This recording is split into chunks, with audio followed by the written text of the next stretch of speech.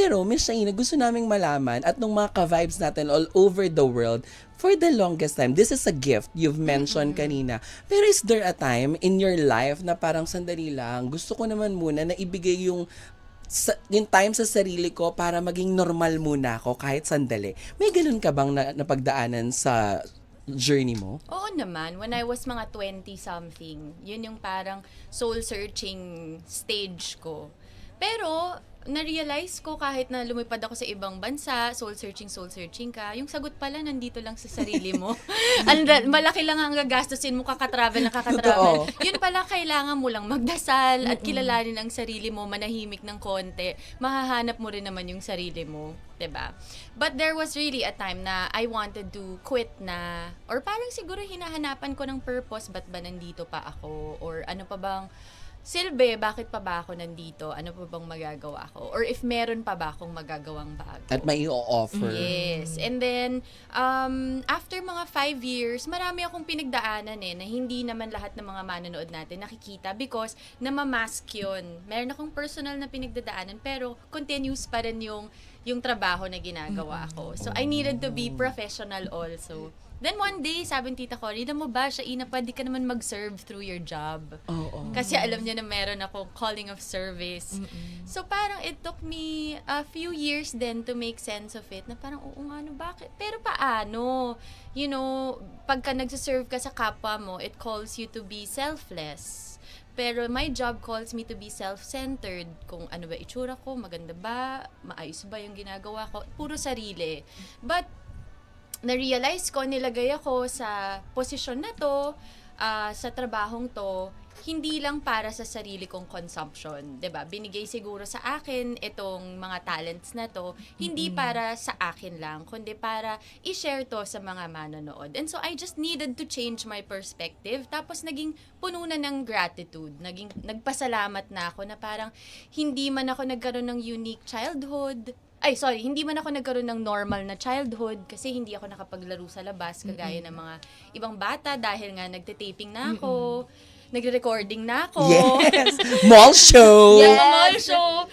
So parang feeling ko may nawawala sa akin or hinanap ko yon nung time na yon. Pero alam mo, na-realize ko, hindi man siya normal, pero unique siya, tsaka special siya. Kasi yung hallway ng ABS-CBN, mas lalo na yung old ABS-CBN building. The main building, yes. The main building, that was my playground growing up. Tapos hindi man mga bata ang kalaro ko, pero yung mga kalaro ko naman, yung mga production assistant namin, yung mga director ko, yung mga ate at kuya ko sa set, na nakakatawa dahil dati, baby ang tawag nila sa akin, ngayon ate na. So alam ko, matanda na rin talaga ako sa industry. Tanggap ko na rin naman po. Oo, totoo naman din tayo. Tsaka yung mga dating tinatawag mo na yung mga assistant sa set, Ate. mga boss na sila, di ba? Yes, oo. Totoo. So dati ako yung baby ng buong set dahil nga sila yung barkada ko, sila yung mga kalaro ko. Ngayon, ate na yung tawag ng mga nakakatrabaho ko dahil mga kasing bata mo na. Pero 'di ba parang it's just really very humbling na nandito pa rin tayo. Totoo. And parang napakaswerte natin that we get to do what we love to do every day. And hindi lahat ng tao nabibigyan ng opportunity o kaya ng chance na nagawin yung ginagawa natin. So we should always focus on the good.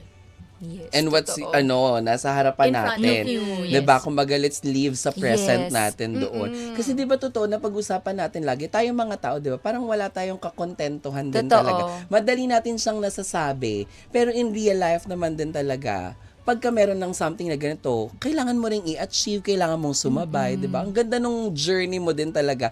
At gusto naming sabihin sa'yo, Miss Shaina Magdayo, na kami na mga manonood, gustong-gusto naming napapanood ka at nagpo-portray ka ng iba't ibang mga characters.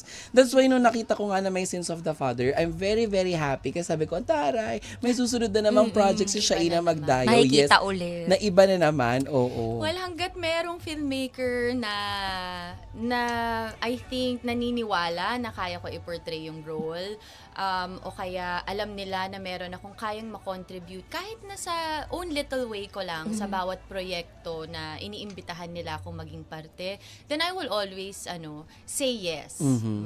Question, tama ba? Ito, bago tong Sins of the Father, after Pamilya Sagad, di ba, lumipad ka ng ibang bansa muna, tapos parang nag-help sa sister For? That was before Provinciano, before the pandemic. Ayun Yun yun. For Talaga? 5 years. Oh. For 5 years Tapos di ba parang ang peg, tinulungan mo siya dun sa trabaho niya, parang nag-apply ka dun sa work niya, tama? Service sa kumbento. Totoo. Oo. Pero yun nga, sabi ni Tita Cory, umuwi daw ako dito dahil pwede naman daw ako mag-serve through my job. Through your platform na Yes, meron ka, yes. oo. Totoo. And so, lumawak yung respeto ko sa trabaho. Siyempre, ganun kapag bata ka, akala mo know it all di ba? Akala mo,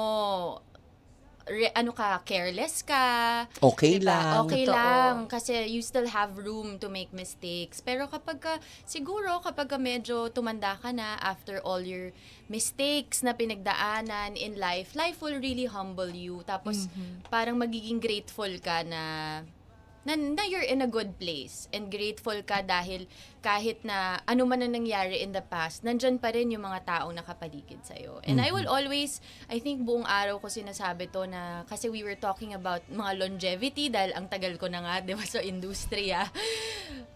Sabi ko, ang secret hindi naman ako. Ang secret are the people behind me, around me, na parang at my lowest, kapag medyo dinadoubt ko yung sarili ko, or let's say, hindi masyado maganda yung nangyayari sa akin personally, nandyan sila para i-cheer ako, nandyan sila para maniwala sa akin. I-uplift ka Oo, always. At i-encourage nila ako na naniniwala sila na kakayanin ko. And so, andito pa rin ako, still fighting, still here, in front of all of you. Totoo. And ngayon nga meron akong pinopromote na bagong show. So, it never ends, di ba? Yung Totoo. learning process, it never ends. Ang ganda nung naging backgrounder kwento of Miss Shaina Magdayo, 'di ba? Kung ikaw kailangan mong marinig yung ganong klase ng istorya na pwede mong kapitan, 'di ba? Parang antaray-taray lang na parang kaya ganon, hindi pala dahil dun lang sa basta talento na meron siya, pero dahil binukas mo rin kasi yung sarili mo for everybody, especially sa mga people around you, 'di ba? Pero gusto ko malaman sa ganda ng kwento na yan, ngayon na ang daming mga mas bagets na mga, sabi mo nga ate na yun tawag sa'yo, kamusta sila? I'm sure may mga comparison from nung ikaw yung mas bata at ikaw yung may mga kasamang veterans. Ngayon sila yung mga nakakasama. Ikaw na yung inaay nila, nilook up nila. Ang sinasabi ko lang sa kanila lagi na parang lahat naman ng tao talented. 'Di ba? Ikaw, meron kang set of skills na ikaw lang ang makakagawa nun. Kahit na gawin ko yon, iba yung dating kapag ikaw yung gumawa. Ikaw rin, you have your own personal... Yan na ba siya Kaya ako hearing from Guidance her. counselor pala ako ngayon. Akala ko ba lawyer ako? Own set of skills mo, 'di ba? Na only you can do, 'di ba? And own it. I feel na parang lahat ng tao in this industry meron namang kayang ibuga. Pero kailangan, ang pinaka-importante, marunong ka makisama. Yes. Kasi kahit na ano ang galing mo, kung hindi ka madali ka trabaho, hindi ka talaga tatagal sa industriya na to. And lagi ko sinasabi sa kanila, wag nila ipasok sa utak nila na magaling sila because there's always something to learn. Tsaka yung fame.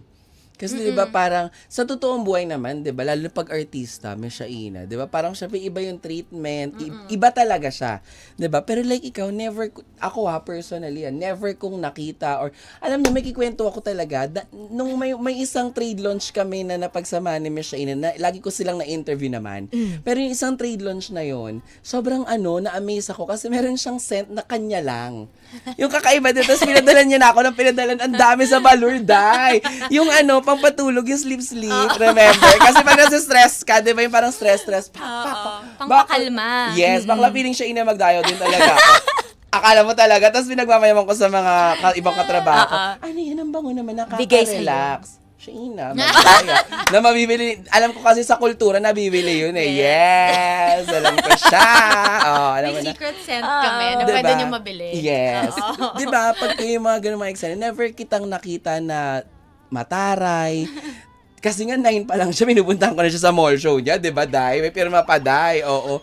Hanggang ngayon, hindi ka nagbago ever. Hindi dumating yung time na ni minsan, dahil sa sobrang sikat ng Shaina Magdayo, naisip mo na parang, ako si Shaina Magdayo, na kapatid ni Vina Morales. Ganon. Kasi sa mismong bahay namin, wala silang pakialam.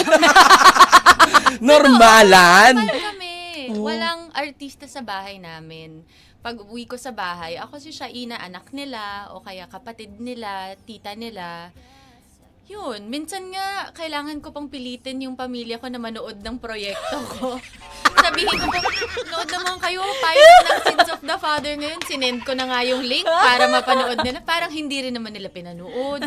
So, hindi talaga papasok sa utak mo, hindi ka naman nilagay sa pedestal. And also kasi, I don't know, I guess yung upbringing ko nga, gaya ng sabi ko sa inyo, lumaki ako sa industriya. Eto na, talaga. Parang family ko na talaga.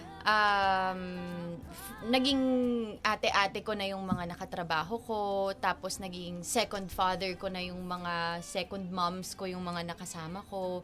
So, hindi siya pataasan or I don't know, hindi siya Kumbaga natili kang hinumble ka nila talaga as Very in. down to At earth. saka gaya nga ng sabi ko, syempre sa buhay, 'di ba, marami ka ring mga pagkakamali. So life will really humble you and then you'll recognize the fact na parang ay, dami ko pa palang kailangan matutunan.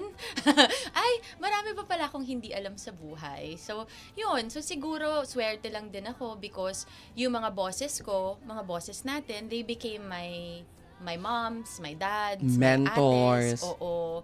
And also, dahil sanay nga ako na ang lagi kong mga kasama mas nakakatanda sa akin. So,